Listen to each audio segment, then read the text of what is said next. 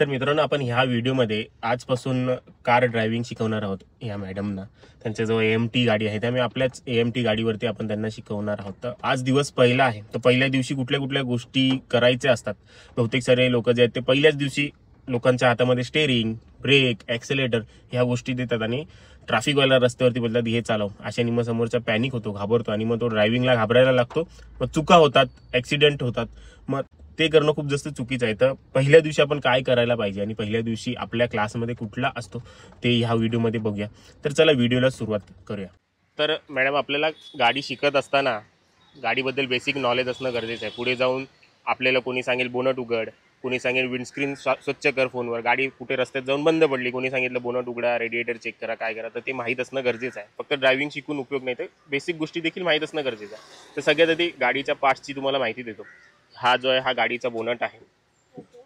ह्याच्यामध्येच गाडीचं इंजिन आणि सगळे महत्त्वाचे पार्ट्स असतात. आणि मागे जी असते ती डिक्की असते. ही गाडीची विंडस्क्रीन आहे, हे गाडीचे वायपर्स आहेत, ही गाडीची हेडलाईट आहे, आणि ही जी आहे ती ऑरेंजवाली दिसते ही इंडिकेटर लाईट आहे, आणि ही मेन हेडलाईट आहे, आणि ही DRL आहे. DRL म्हणजे डे टाईम रनिंग लाईट, म्हणजे दिवसा देखील ही चालू असते का तर आपण लोकांना मिररमध्ये विजिबल व्हावे म्हणून. ही गाडी चालू केली का चालू होते डायरेक्टली, आणि याचा स्विच आपल्याकडे असतो. हा बंपर आहे. हा तुम्ही प्रत्येक गाडीमध्ये बघाल तर हा प्लॅस्टिकचा असतो, फायबरचा असतो. का तर कधीही आपली गाडी घासते वगैरे तर हा रिप्लेस करायला सोपा झाला पाहिजे. आणि प्लस कधी ॲक्सिडेंट वगैरे झाला तर आपण कुठं हिट होणार पहिला तर सगळ्यात आधी असे हिट होणार. तर मग तो समोरचा व्यक्ती त्याला कमी लागला पाहिजे आणि ऑब्झर्वेशन चांगलं व्हावं म्हणून हे फायबरमध्ये असतं. हा खाली जो आहे हा फॉग लाईट आहे, जी फॉगच्या वेळी वापरायची, त्याला फॉग लाईट असं म्हणतात. हे जे आहे हे गाडीचं व्हील आहे संपूर्ण. आता ह्या व्हील सांगितल्यानंतरची फुटेज कुठे गेली, कुठे मिसप्लेस झाली की रेकॉर्डच झाली नाही, काही अंदाजा नाही.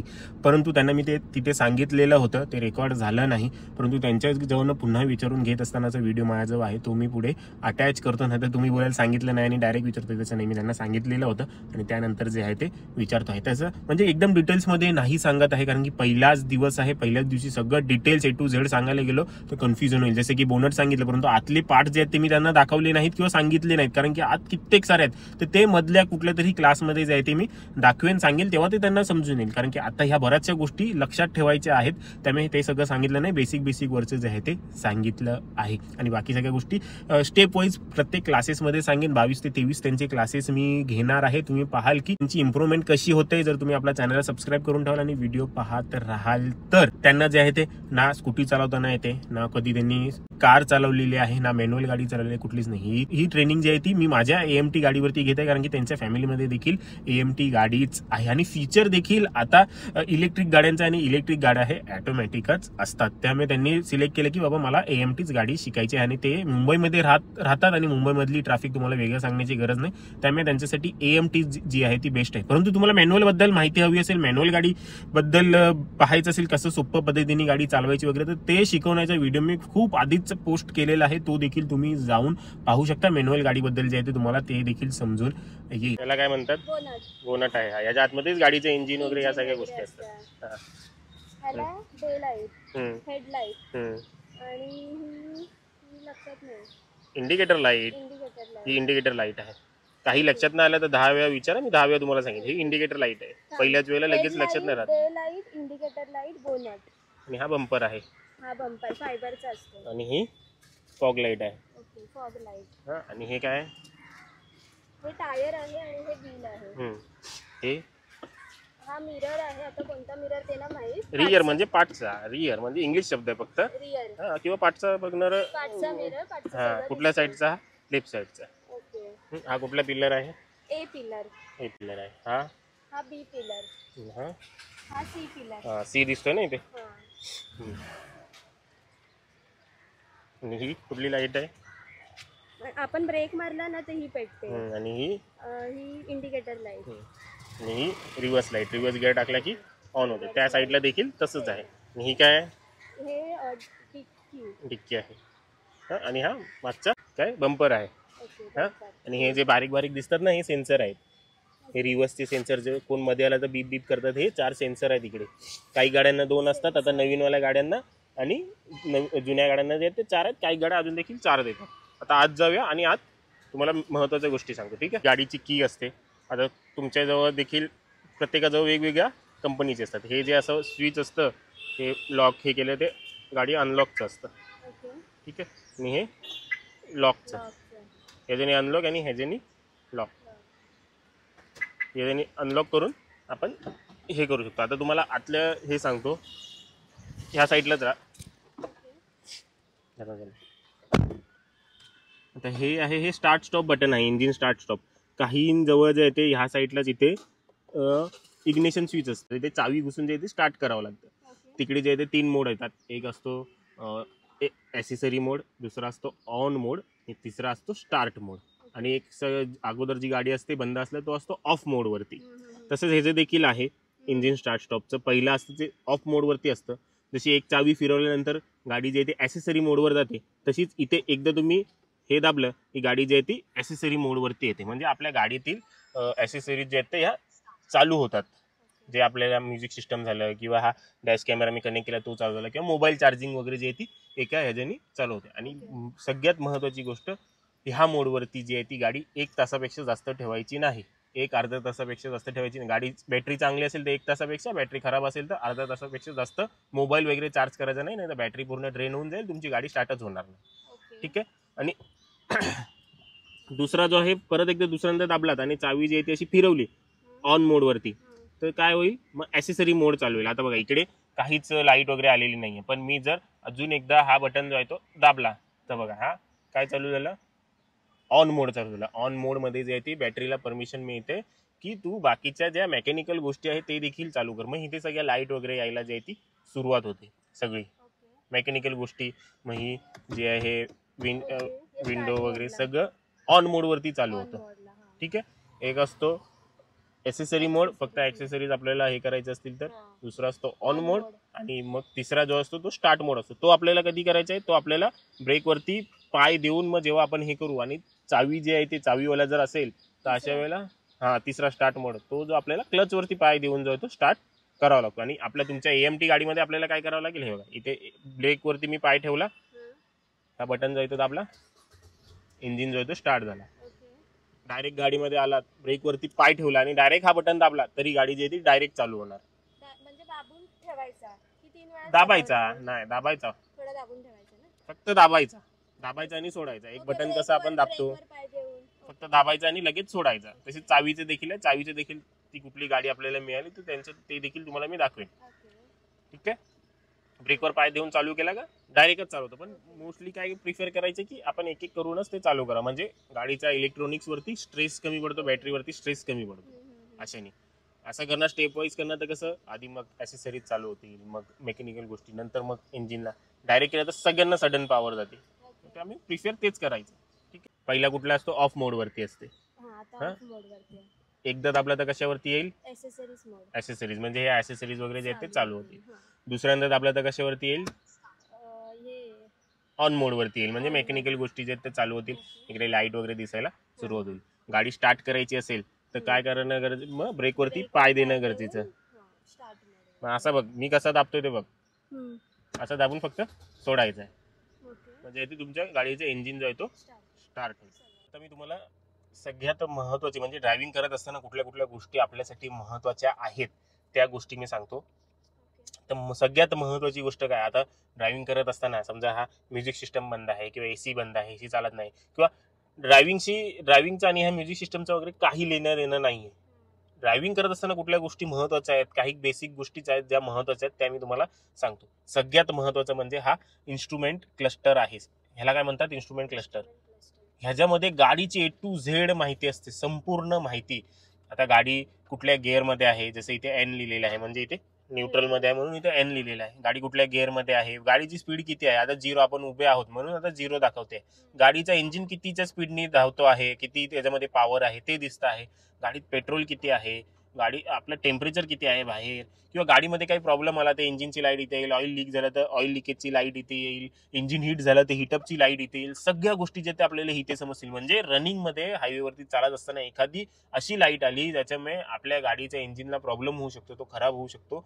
जर आपल्याला त्या माहीत असतील, इथे पाहू आपण तर मग आपण सेफली थांबून मग अगदी मिनिमम खर्चामध्ये जे आहे ते आपली गाडी रिपेअर होऊन जाईल. परंतु जर आपण लक्षच दिलं नाही ह्या इन्स्ट्रुमेंट क्लस्टरवरती, ओव्हर हिटिंगची लाईट आली, इंजिन चेकची लाईट आली किंवा अशी काही लाईट आली ज्याच्यामुळे जे ते इंजिन खराब होऊ शकतं आणि आपण कंटिन्यू चालवत होतो, अशा वेळेला इंजिन सीज होतो, लॉक होतो, मग अशाला खूप लाखोचा खर्च येतो. त्यामुळे ह्या इन्स्ट्रुमेंट क्लस्टरवरती लक्ष ठेवणं गरजेचंच आहे.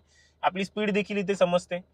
आता काही रस्त्यांवरती आपल्याला 40च्या स्पीडनी चालवायला लागते, 60च्या स्पीडनी, काही करते 80, काही करते 100. मग इथे पाहूनच आपण ती स्पीड जी आहे ती ऍडजस्ट करत असतो. हा इन्स्ट्रुमेंट क्लस्टर सगळ्यात जास्त महत्वाचा आहे ड्रायव्हिंग मध्ये आणि ह्याच्यावरती लक्ष असणं खूप जास्त गरजेचंच आहे. काय आहे हा इन्स्ट्रुमेंट क्लस्टर? हा, ह्याच्यामध्ये कुठली कुठली माहिती मिळते? गाडीची संपूर्ण माहिती जी आहे ती मिळते. सीट बेल्ट नाही लावला, हा आता बघा हँडब्रेकचा सिम्बॉल आहे, हा किंवा हँडब्रेक तुमचा अप्लाय केलेला आहे, कोणता हँडब्रेकचा? हा रेड वाला एक्सक्लामेटरी मार्क आहे ना, ओके, जो ऑन आहे आता, रेड पेटलेला आहे, हँडब्रेकचा आहे. तो जो आहे तो माणूस बसले दिसतोय, तो सीट बेल्टचा आहे. हा जो आहे हा हँडब्रेकचा आहे. हा हँडब्रेक जो आहे तो आता ऍक्टिव्हेट आपण केलेला आहे, म्हणून तो आता जर मी बंद खाली केला निघून जाईल, ऍक्टिव्हेट केला चालू होईल. हा इन्स्ट्रुमेंट क्लस्टर महत्वाचा आहे. दुसरी महत्वाची गोष्ट काय आहे तर हे मिरर्स.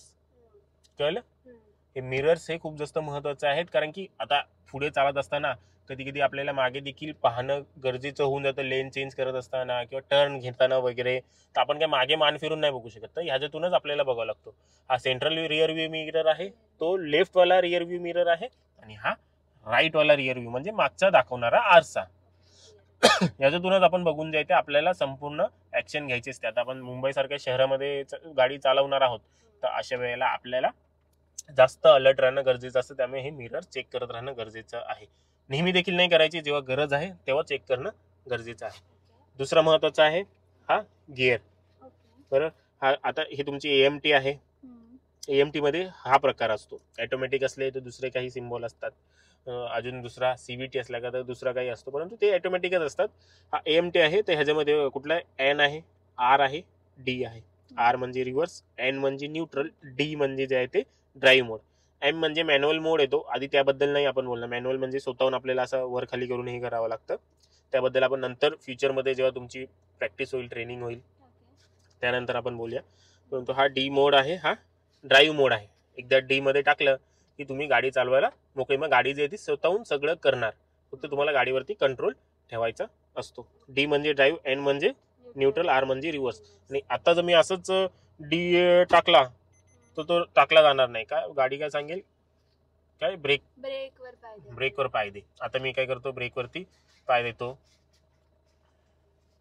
ब्रेकवरती पाय दिला, तो सिम्बॉल गेला तिकडनं, गेला. सिम्बॉल जाणार, ब्रेकवरती पाय दिला का सिम्बॉल जाणार, परंतु इथे गिअर तुमचा एंगेज नाही होणार. भले मी डी मध्ये ठेवलाय तर ते काय सांगताय न्यूट्रल आहे, ते काय सांगताय आपल्या पुन्हा हे करून न्यूट्रल करून पुन्हा टाका. पुन्हा टाकल्यावरती डी वर. याचा अर्थ काय, ब्रेक अप्लाय केल्याशिवाय तुम्ही कोणताही गिअर शिफ्ट करू शकत नाही. पुढील महत्वाची गोष्ट काय तर ही स्टेअरिंग. स्टेअरिंगच्या मदतीने आपण लेफ्ट टर्न आणि राईट टर्न घेऊ शकतो. स्टेअरिंग वरती हात काही आपल्याला असा इथे ठेवायचा आहे, समजलं? असा काही आपल्याला हात ठेवायचा आहे. 9:15 असा काही हात ठेवायचा आहे. हे घड्याळ जर आपण पकडलं तर इथे 9, इथे 3, 9:15 हिशोबाने आपल्याला हे ठेवायचं. असा का ठेवायचं आहे, मग आपल्याला जे हे जे स्विचेस आहेत ते ऑपरेट करणं सोपं जातं. जुने लोक अशी पकडायची, कारण की मग त्यांचा गिअर असा इकडे असायचा. जे तुम्ही पद्मिनी टॅक्सी वगैरे बघितलेली असेल, त्यांचा गिअर असा इकडे असायचा, म्हणून ते इथून असे पकडायचे. मग त्यांची स्विचेस वगैरे वेगळ्या जागेवरती असायचे. परंतु आपल्याला इथे ठेवायचं का, आता आपले स्विचेस इंडिकेटर द्यायला सोपं झालं पाहिजे. असं म्हणजे हात काढायची गरज नाही स्टेअरिंगवरनं, असे इथूनच द्यायला झालं पाहिजे. वायपर चालू करायचा हा इथूनच असं चालू केला स्टेअरिंगवर, हात काढायची गरज लागली नाही. नंतर तुम्ही कम्फर्टेबल झाल्यानंतर तुम्हाला कसं पकडायचं आहे, कसं हे करायचं आहे, गाडी तुमच्या कंट्रोलमध्ये आल्यानंतर ते तुमच्यावरती आहे. परंतु सेफ पद्धत, सुरुवातीची पद्धत ही अशी आहे. आणि दुसरी महत्वाची गोष्ट आहे तुमच्या ऑटोमॅटिक गाडीमध्ये हे पेडल्स. हा आहे ब्रेक पेडल, हा आहे एक्सेलेटर पेडल. सुरुवातीच्या काही दिवस गाडी समजेपर्यंत आपल्याला विदाऊट चप्पलनी गाडी चालवायची आहे. विदाऊट चप्पलनी नसेल चालवायची तर शूज वापरायचे, अशी स्लीपर्स वापरायचे नाही, हे अटकण्याचे चान्सेस असतात. शूज किंवा विदाऊट चप्पलनी सुरुवातीचे काही दिवस विदाऊट चप्पलच, कारण की मग गाडीच्या ब्रेकचा बाईट समजणं, एक्सिलेटर कसा वर्क करतो हे समजणं गरजेचं असतं. ते पायाला फील करणं गरजेचं असतं.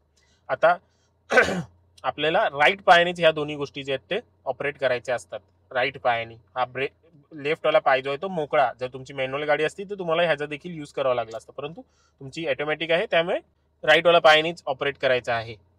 तुम्ही कन्फ्यूज व्हायला नको म्हणून कंपनीने या दोघांचे आकार देखील वेगवेगळे दिलेले आहेत. ठीक आहे. हा ऍक्सेलेटर जो आहे उभे ही आहे तो ऍक्सेलेटर आहे आणि हे आहे ते ब्रेक आहे. ब्रेकने आपली स्पीड कमी होते, ऍक्सेलेटरने आहे ती स्पीड वाढते. तर ह्या काही गोष्टी ज्या आहेत त्या महत्वाच्या आहेत. आणि दुसरी महत्वाची गोष्ट आहे हा हँडब्रेक. याला हँडब्रेक बोलतात, इमर्जन्सी ब्रेक बोलतात आणि पार्किंग ब्रेक बोलतात. आता पार्किंग मध्ये लावलेला आहे म्हणून हा पार्किंग ब्रेक, हाताने खेचतो म्हणून हा हँड ब्रेक. आणि इमर्जन्सी ब्रेक म्हणजे कधी जर हा ब्रेक फेल झाला तुमचा, ह्या ब्रेक फेल होण्याचे चान्सेस जे आहेत ते कधी कधी होऊन जातात. मेकॅनिकल गोष्ट आहे, कधीही काही होऊ शकतं. कधी जर हा ब्रेक फेल झाला तर अशा वेळेला हा ब्रेकच आपली मदत करतो. हा हायड्रोलिकली आहे, इंजिनच्या पॉवरवरती चालतो. कधी जर हा फेल झाला, हिट होऊन वगैरे हे झालं तर अशा वेळेला हा कामाला येतो. याला वापरताना कसं वापरायचं आहे, खाली करताना हा बटन दाबून हा खाली करायचा आहे आणि खेचताना असं डायरेक्ट खेचायचं आहे. खाली करताना बटन दाबून, खेचताना डायरेक्ट. बटन दाबण्याची गरज नाही. आणि ह्याचं इंडिकेटर जे आहे ते तुम्हाला इकडे देखील दिसते. हा, हे जे ब्लॅक रेड वाला आहे हा एक्सक्लेमेटरी मार्क तो आहे. काढलं तर हे जाणार. कधीही गाडी स्टार्ट करत असताना आपल्याला हा इंडिकेटर घालूनच गाडी पुढे घेऊन जायची आहे. याचा अर्थ हँडब्रेक काढूनच पुढे घेऊन जायचं. हँडब्रेक लावलेला आहे आणि इकडनं तुम्ही डायरेक्ट डी मध्ये केली आणि एक्सेलेटर दिलात तर गाडी जी ती पुढे चालेल, कारण की ह्याच्यात एवढा पॉवर नसतो. मग अशाला मग तो खराब होण्याचे चान्सेस असतात. त्यामुळे लक्ष ठेवायचं. काही गाड्यांमध्ये इंडिकेटर असतात, ती इंडिकेशन देते की बाबा तुमचा हँडब्रेक चालू आहे, तो बंद करा. काही जुन्या गाड्यांमध्ये नसतात. अशा वेळेला तो काळजी करायला विसरायचं नाही. तर मित्रांनो, हा काही आपला दिवसाचा पहिला भाग होता. व्हिडिओ खूप मोठा होऊन जाईल, कारण की 1 ते सव्वा तास मी ट्रेनिंग घेतो प्रत्येकाची. प्रत्येक जण मला व्हिडिओ बनवायची परमिशन देत नाही. कोणी लाजतं, कोणी जे आहे ते लपून शिकत असतं, कोणाला वाटतं की बाबा नको, मी व्हिडिओमध्ये नको यायला. अशा बऱ्याचशा गोष्टी असतात. तर मी बऱ्याच लोकांना मॅन्युअल, ऑटोमॅटिक गाडी, बऱ्याच लेडीजला आणि बऱ्याच जेंट्सला देखील बऱ्याचशा लोकांना ड्रायव्हिंग जी आहे ती शिकवलेली आहे. तुम्हाला देखील शिकायची असेल, तुम्ही मुंबईमध्ये राहत असाल, शिकायची इच्छा असेल मनापासून, तुम्ही जर अशापैकी असाल की बाबा वेळ मिळत नाहीये, वेळ मिळेल तेव्हा मी शिकेन, तर तुम्ही कधीच शिकू शकत नाही. आणि ड्रायव्हिंग ही तुमच्यासाठी नाहीच आहे. तुम्ही अजिबात विचार करू नका ड्रायव्हिंगचा. परंतु तुम्ही अशापैकी आहात की बाबा वेळ काढून शिकेन, तर तुम्हाला हमखास ड्रायव्हिंग येईल. आणि तुम्ही स्वतः एकटे तुमची गाडी गावी घेऊन जाऊ शकता, कुठेही घेऊन जाऊ शकता, फिरायला वगैरे घेऊन जाऊ शकता. ड्रायव्हिंग ही एक स्किल आहे, ती शिकण्यासाठी तुम्हाला वेळ हा द्यावाच लागेल. जसं शाळेत असताना, कॉलेजमध्ये असताना MACIT साठी 3-3 महिने दिले बेसिकच्या कोर्ससाठी, टायपिंगच्या कोर्ससाठी आपण 6-6 महिने गेलेलो आहोत. तशीच ही ड्रायव्हिंग ही एक स्किल आहे, खूप महत्वाची स्किल आहे. त्याच्यानी आपल्या समाजामध्ये जे ते नाव, समाजामध्ये जे आहे ते आपल्याला एक वेगळी प्रकारची रिस्पेक्ट मिळते की बाबा तुला गाडी चालवताना येते. आणि त्यासोबतच तुम्ही स्वावलंबी होता. तुम्ही जर लेडीज असाल तर तुम्ही स्वावलंबी व्हाल. त्यामुळे तुम्ही वेळ मिळेल तेव्हा शिकेन असं नाही, तर वेळ काढावा लागेल. जर तसं असेल तर तुम्ही मला कॉन्टॅक्ट करू शकता. आणि हा, तुम्हाला वाटत असेल स्वस्त आहे, स्वस्तामध्ये चांगल्या गोष्टी शिकायला मिळत नाहीत, आधीच तुमच्याजवळ क्लिअर करून ठेवतो. 22 ते 25 दिवसामध्ये गाडीबद्दल खूप माहिती मिळवून घ्यायची आहे, ड्रायव्हिंग शिकायची आहे, तर तुम्ही मला कॉन्टॅक्ट करू शकता. आता पुढील भाग जे आहेत ते आपल्या या चॅनलवर येतच राहतील, त्यामुळे सबस्क्राईब करून ठेवा. तुम्हाला मी पूर्ण 22 दिवसाचा यांचा कोर्स दाखवणार आहे.